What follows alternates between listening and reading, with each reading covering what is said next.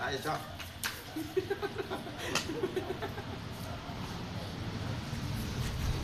bây giờ thì ngon đây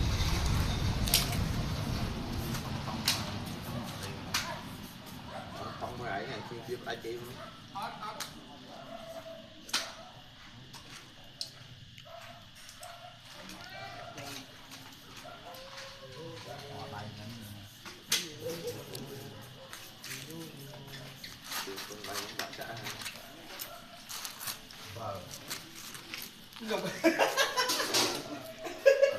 cục sò ăn đó chả xây viếng thầy đấy lại ăn đen anh thầy tiếng cục ăn cục to mình ăn mình ăn cái này giờ được bia ăn cái này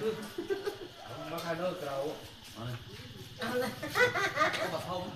tí mới cày thì sao tí cày thì sao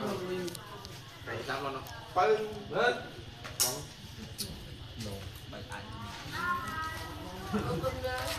cái xe cô mới ấy còn mấy ông quá này bàn đài vô không nhé ông quá này vậy cái đâu nữa này tiêu nữa bữa ra bị ấy luôn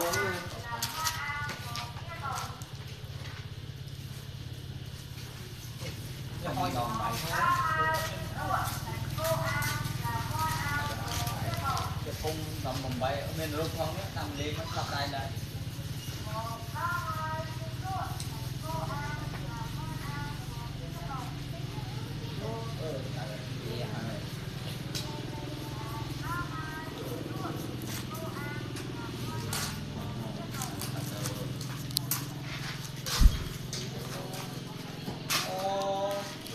ăn cho ăn đó, ăn cho ăn đó.